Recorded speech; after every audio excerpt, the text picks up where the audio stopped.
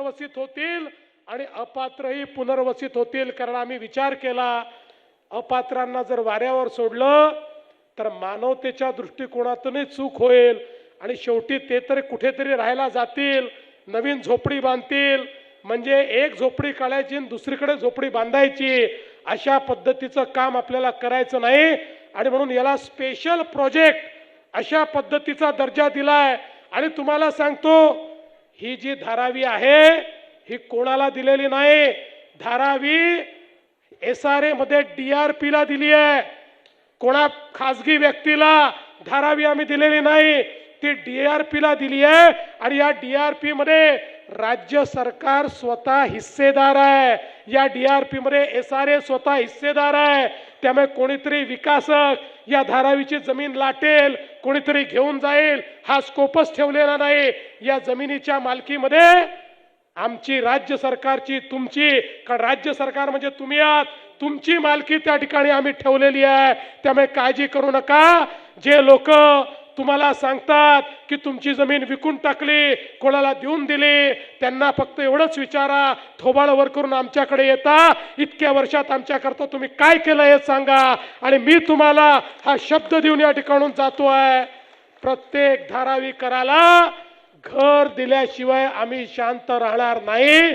आणि या निवडणुकीनंतर आन बान और शान के साथ मोदी जी को लाकर यहाँ पर भूमि पूजन करेंगे और एक एक आदमी का जीवन उसमें हम परिवर्तन करेंगे. आत्ताच आम्ही माननीय कामराज साहेबांना या ठिकाणी हार घालून श्रद्धांजली अर्पण केली आहे. आणि मला सांगताना आनंद वाटतो, तिथनं खाली आल्यानंतर AIADMK पक्षाने भारतीय जनता पार्टी शिवसेना युतीला पूर्ण समर्थन घोषित केलेलं आहे. आणि ते देखील या ठिकाणी त्यांच्या लोकांसहित आपल्याला निवडून देणार आहेत.